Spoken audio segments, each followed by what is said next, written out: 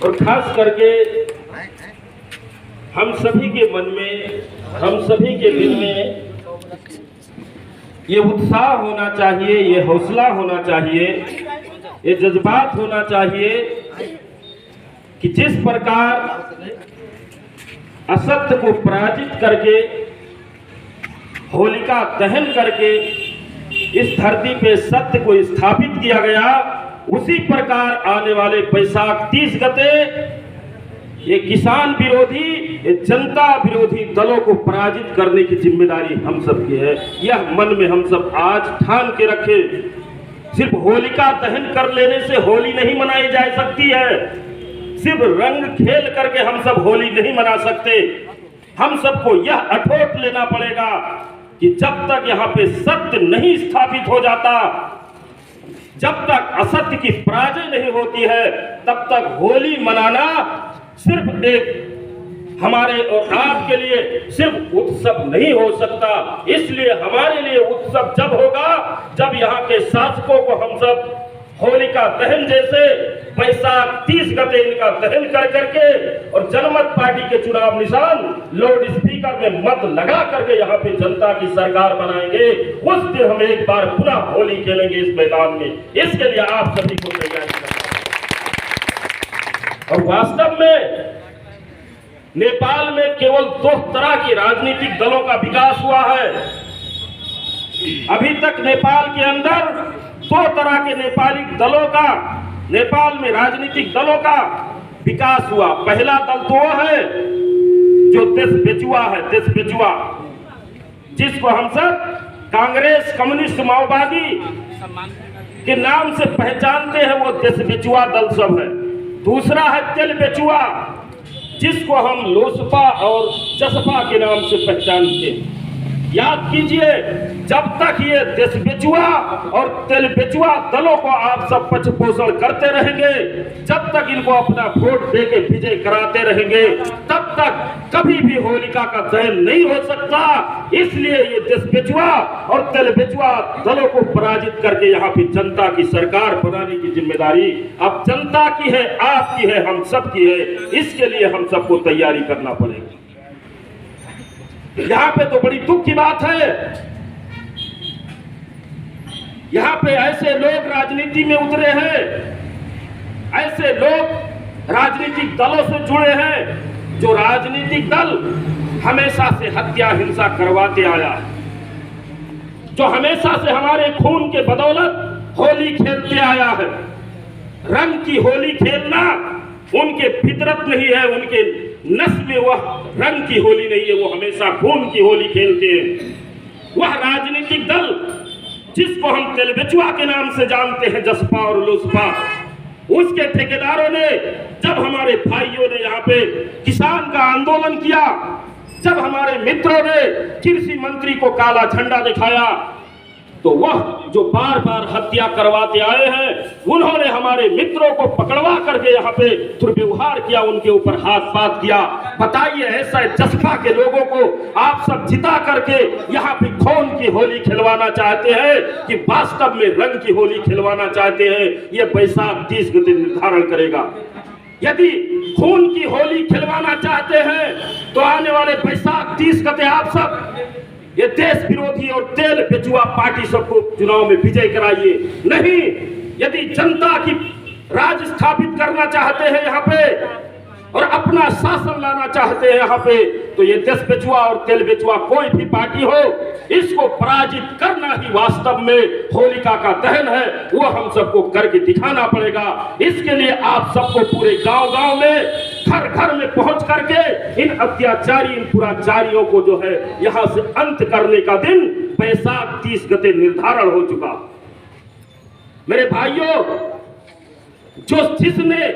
जिस उपेंद्र यादव ने हमारे भाई राम मनोहर की हत्या करवाई, राम मनोहर यादव को पकड़वा करके हिरासत में हत्या करवा दी, 5 महीने तक मेरे भाई की लाश तक नहीं दी। वो लोग क्या कर रहे हैं? हम सब जब किसानों के लिए आवाज उठाते हैं तो वह लोग हमारे मित्रों के ऊपर हाथ पात करते हैं, हमारे भाइयों को पकड़वा करके जेलों में डलवाते हैं। बताइए, ऐसे जसपा, ऐसे छतुरी छाप वाले जिनकी छतुरी से न घाम रुक सकता है और न पानी रुक सकता है, ऐसी छतुरी में मोहर लगा करके क्या यहाँ पे खून की होली खिलवाना चाहते हैं आप सब?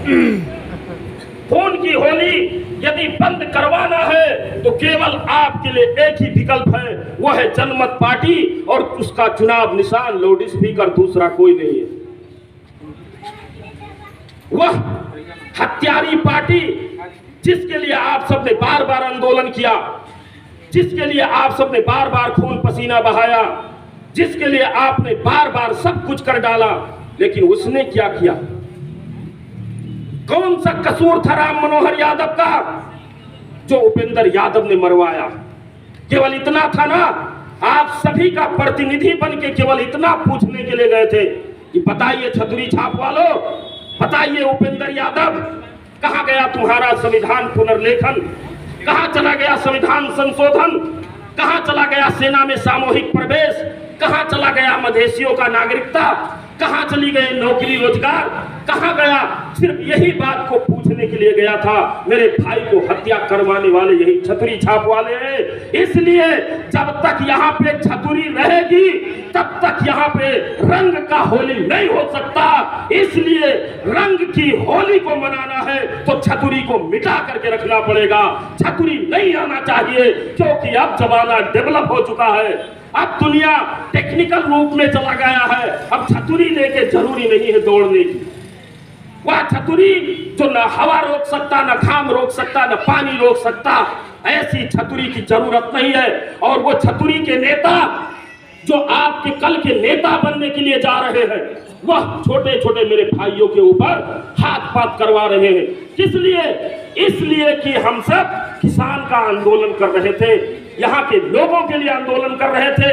यही कह रहे थे ना कि भाई सबका पहचान बन चुका है।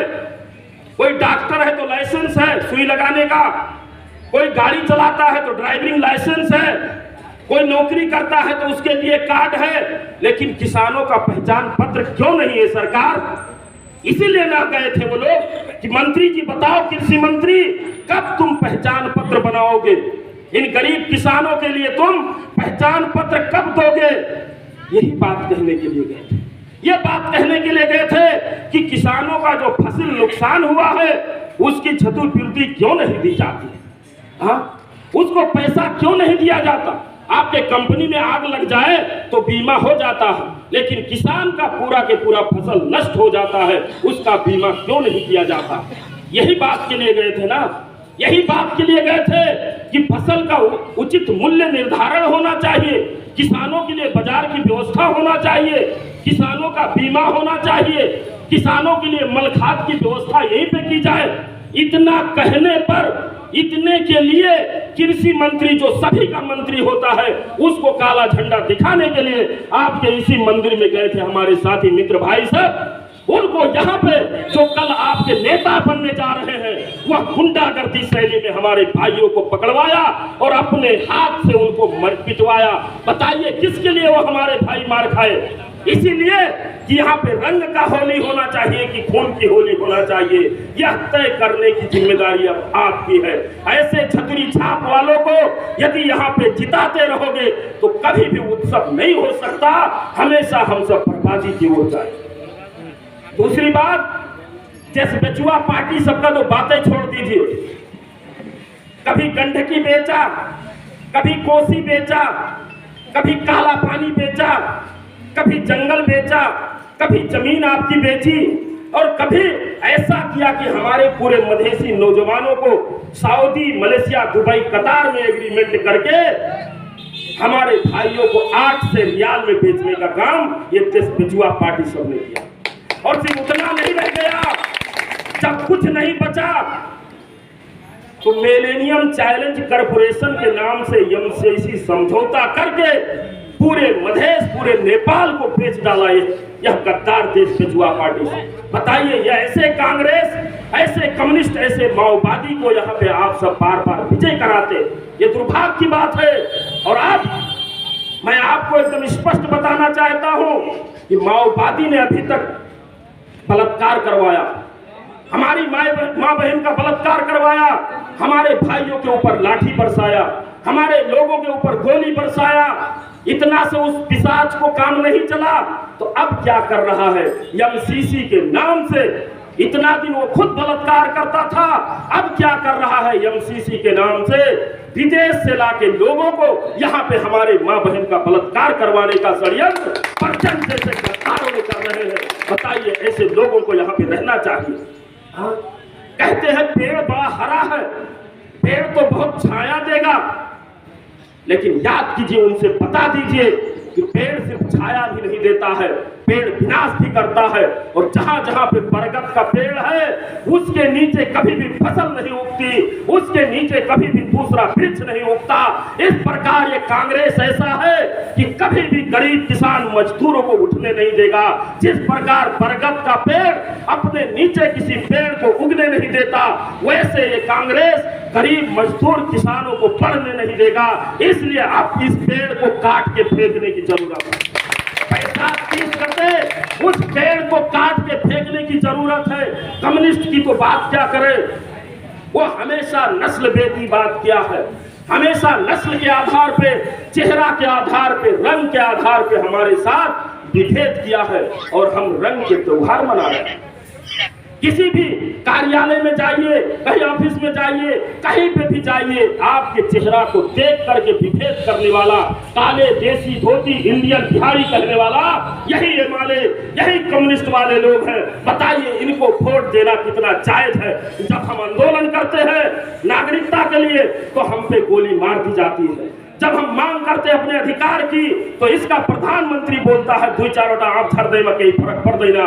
बताइए, ऐसे कम्युनिस्ट को यहाँ पे रहना चाहिए? बोलिए, अगर ऐसे कम्युनिस्ट को आप रखेंगे तो रंग की होली नहीं खेलेंगे। हमेशा जो हमारे शहीदों ने खून की होली खेली है हमारे लिए, वही दिन कल आ जाएगा। इसलिए बैसाख 30 गते अब ज्यादा दूर नहीं है। बैसाख 30 गते आप सब सोच के रखिए और वोट देने समय में आप अपने बच्चों का मुंह देख करके जाइएगा। अपने लिए मत वोट दीजिएगा इस बार अपने छोटे छोटे बच्चों का मुंह देखिएगा कि इनको यहीं पे रोजगारी चाहिए, या इनको ये 17-18 वर्ष के होंगे तो दुबई, मलेशिया, सऊदी के शेखों का गुलामी करने के लिए भेजेंगे। इसका मुंह देख करके आप वोट दीजिएगा। इसलिए बैसाख 30 गते आपका बहुत ही महत्वपूर्ण दिन है। वह निर्धारण करेगा कि यहाँ पे जनता का राज होना चाहिए कि गुंडा तस्कर भ्रष्टाचारियों का राज होना चाहिए। वह बैसाख 30 गते निर्धारण करेगा। और देखिए, आजकल सभी लोग जनमत पार्टी का ही विरोध करता है। कांग्रेस एमएलए का विरोध नहीं करेगा, एमएलए माओवादी का विरोध नहीं करेगा, माओवादी जसपा लोसपा का विरोध नहीं करेगा, जसपा लोसपा ये सभी का विरोध नहीं करेगा। लेकिन विरोध किसका करता है? हमेशा जनमत पार्टी का, कि कहीं जनमत पार्टी ना जाए, कहीं सीके राउत ना जीत जाए। इसलिए कहता है, कभी आपने गौर किया कि आखिर सभी लोग विरोधी क्यों हुआ? और याद कीजिए, जिसका विरोधी सभी हो जाए उसमें कुछ ना कुछ बात तो है। सभी विरोध करता है, एक दूसरे का नहीं करता, लेकिन जनमत पार्टी का सभी लोग विरोध करता। कारण क्या? कभी आप लोगों ने सोचा कि कारण क्या है? कारण यह है कि कहीं जनमत पार्टी आ गई, जनमत पार्टी चुनाव जीत गई तो यहाँ पे आपके गांव में अच्छी स्कूल बन जाएगी। आपके बच्चों को बोर्डिंग स्कूल में भेजने की जरूरत नहीं है। आपका यहाँ जो सरकारी स्कूल बनेगा उसी में अच्छी शिक्षा होगी, बोर्डिंग से अच्छा शिक्षा उसमें मिलेगा यदि जनमत पार्टी जीतेगी। और ये लोग क्या कहता है, नहीं जनमत पार्टी नहीं जीतना चाहिए। क्यों? क्योंकि अच्छी स्कूल बन गई तो हमारी बोर्डिंग स्कूल बंद हो जाएगी। और बोर्डिंग स्कूल किसका है? पहले ख्याल कीजिए। बोर्डिंग स्कूल वही देशबेचुआ और तेलबेचुआ पार्टी के चमचा लोगों का बोर्डिंग स्कूल बना है, जो आप रात दिन काम करते हैं और शिक्षा के नाम पे अपना पूरा पैसा वो देशबेचुआ और तेलबेचुआ के चमचा सबको बुझा देते हैं। इसलिए वो लोग कहते हैं ये गरीबों के पास पैसा बच गया तो हमारी गुलामी नहीं करेंगे। इसलिए ये लोग कहते हैं जनमत पार्टी नहीं आना चाहिए। कोई भी पार्टी जीत जाए मतलब नहीं किसी को, लेकिन जनमत पार्टी आ गई तो यहाँ पे अच्छी स्कूल खुल जाएगी और हम जो बोर्डिंग स्कूल खोल के रखे हैं ये बंद हो जाएगा। तो हमारा शिक्षा के नाम पे जो तस्करी कर रहे हैं, शिक्षा के नाम पे जो व्यापार कर रहे हैं, वो बंद हो जाए। पहला कारण। दूसरा कारण क्या है? ये लोग कहते हैं जनमत पार्टी नहीं आना चाहिए। क्यों? क्योंकि जनमत पार्टी आ गई तो यहाँ पे अच्छी अस्पताल बन जाएगी, जिसमें दवा भी होगा, डॉक्टर भी होगा, अच्छा इलाज भी होगा। कहीं जनमत पार्टी आ गई तो गरीबों को यहीं पे इलाज कराना पड़ेगा, तो हम जो खोल के नर्सिंग होम बैठे हैं ये बंद हो जाएगा। इसलिए लोग कहते नहीं, जनमत पार्टी को नहीं आना चाहिए। किसको आना चाहिए? वही तेल बेचुआ और दस बेचुआ सबको आना चाहिए, ताकि हमारा नर्सिंग होम चलता रहे। ये गरीब बेचारे दिन रात काम करते रहे और वो पैसा को ले जाकर के हमारे अस्पताल में इलाज के नाम पे देते रहे। जनमत पार्टी कहती नहीं, गरीबों के लिए, गरीबों की बस्ती में मोहल्ला क्लिनिक खुलना चाहिए, अच्छी अस्पतालें खोलना चाहिए, ताकि इस गरीब को किसी को बाहर में इलाज करने की जरूरत ना पड़े। ये लोग कहते नहीं आना चाहिए। तीसरी बात, ये लोग कहते हैं जनमत पार्टी नहीं आना चाहिए। क्यों? क्योंकि जनमत पार्टी आ गई तो इनको यहीं पे रोजगारी मिल जाएगा, तो हमारे घर का कामकाज कौन करेगा? हमारा चूल्हा चौका कौन करेगा? यदि इनको रोजगारी मिल गया तो ये लोग चुनाव में 500 में नहीं बिकेंगे, ये लोग चुनाव में गैस सिलेंडर पे नहीं बिकेंगे, ये लोग चुनाव में साड़ी ब्लाउज में नहीं बिकेंगे, ये लोग चुनाव में दारू और मांस पे नहीं बिकेंगे। इसलिए जनमत पार्टी कहती है भाई एक घर एक रोजगारी मिलना चाहिए, तब ना लोग सक्षम होगा। और ये कहते हैं नहीं होना चाहिए। अब निर्णय आपको करना है कि जनमत पार्टी को होना चाहिए ये या देश बेचुआ तेल बेचुआ पार्टी सबको होना चाहिए। यह तय करने की जिम्मेदारी आपकी है। आप जिस दिन चाहेंगे, जब चाहेंगे, सिर्फ 1 मिनट का खेल है, सिर्फ 1 मिनट में आप अपना राज ला सकते हैं, जनता का सरकार बना सकते हैं, जनमत पार्टी को विजय करा सकते हैं, या वो 1 मिनट में अपने बच्चों को 5 बरस का गुलाम बना सकते हैं, आने वाले अपने नस्ल को गुलाम बना सकते हैं, केवल दारू मांस में बिकने का जो है एक जरिया बना सकते हैं। वो आपके हाथों में फैसला, वो फैसला आप सब करेंगे। वो 30 गते फैसला आपके हाथ में है कि आपको लाउड स्पीकर में मोहर लगाना है या इन गद्दारों को विजय कराना है। ये सोचने की बात है। अब आप करेंगे क्या? देखिए यहाँ पे 4 बरस 5 बरस किसी ने कुछ नहीं किया, 4 बरस यहाँ पे जीते प्रतिनिधि कुछ भी नहीं किए, लेकिन जैसे चुनाव आया 5वां बरस लगा तो सब बांटना शुरू कर दिए। कोई साइकिल बांटता है, कोई सिलेंडर बांटता है, कोई भैंसी बांटता है, कोई छगड़ी मुर्गी बांटता है। सब कहते तू हमारे चाचा हो, तू हमारे काका हो, तू हमारे नाना हो। लेकिन इतना कोरोना का कहर रहा तो 10 रुपया का मास्क बांटने के लिए कोई नहीं आया, आपको देखने के लिए कोई नहीं आया। लेकिन अब जब चुनाव आया तो सब दे रहा। यहाँ पे सोचने की बात यह है कि गैस सिलेंडर बांटना गलत नहीं है, लेकिन याद कीजिए गैस सिलेंडर यदि बांटना ही था तो वो 5 बरस बांटते ना, कि सिर्फ 1 बरस में आया था गैस सिलेंडर का पैसा, ये 4 बरस नहीं आया था गैस सिलेंडर का पैसा। हाँ, तो याद कीजिए इस बार जो गैस सिलेंडर बट रहा है उसके पीछे बहुत बड़ा षड्यंत्र है। उसके पीछे ये देश बेचुआ और तेल बेचुआ पार्टियों का बहुत बड़ा षड्यंत्र है। आपको गुमराह करने का पुनः एक षड्यंत्र है, आपको गुलामी करवाने का पुनः एक षड्यंत्र है। इसलिए ऐसे गुलामी में आप हम सबको फंसना नहीं है। ये लोग देता है ले लीजिए, सिलेंडर देता है ले लीजिए, भैंसी देता है ले लीजिए, छगड़ी मुर्गी देता है ले लीजिए, लेकिन केवल इसको एक काम कीजिए, वोट मत दीजिएगा। यदि वोट दे दोगे तो जिस प्रकार शैतानी कुव्वत रात में बढ़ती है उसी प्रकार इन नेताओं की ताकत वोट लेकर के बढ़ती है। और जैसे वो वोट लेकर के विजय होता है वह शैतान भाग के अपने कुर्सी पे बैठता है, कभी आपके पास नहीं आता है। इसीलिए यह जो तेल बेचुआ और देश बेचुआ शैतान सब है, यह शैतानों को खदेड़ने के लिए ये लाउड स्पीकर हरन छाप आपके लिए तैयार है। इससे मत दीजिए और इस शैतानी ताकत को मिटा दीजिए, यह जिम्मेदारी आपकी है। और इन नेताओं का चरित्र तो ऐसा है ये लोग ऐसा सोचते हैं जैसे एक जंगल में चुनाव हुआ, जंगल में चुनाव हुआ, जानवरों ने कहा चुनाव कर लेना है इस बार। तो जंगल में भेड़ा सब भी था और भेड़हा सब भी था। भेड़हा का संख्या कम था और भेड़ा सब का संख्या बहुत था। तो इस बार भेड़ा भी कहा हम भी चुनाव लड़ेंगे। तो भेड़हा सब में बड़ी तकलीफ हो गई, बड़ी चिंता हो गई। चाय के दुकान पे बात, गुमटी पे बात, चौक चौराहे पे बात। जैसे इस बार जनमत पार्टी कह दिया ना हम भी चुनाव लड़ेंगे, तो इनका पेट बिगड़ गया। ये दसबेचुआ और तेलबेचुआ सबका, ये हत्यारा सबका, अपराधी सबका पेट बिगड़ गया। वैसे वो जंगल में भेड़ा सब ने कहा हम भी चुनाव लड़ेंगे। तो अब भेड़हा सब ने मीटिंग किया, जैसे ये लोग भी करते हैं, अभी रात रात करेंगे। आपके गांव में जाएंगे, घर में जाएंगे, घुस जाएंगे, चोरी करेंगे, डकैती करेंगे और मीटिंग भी करेंगे।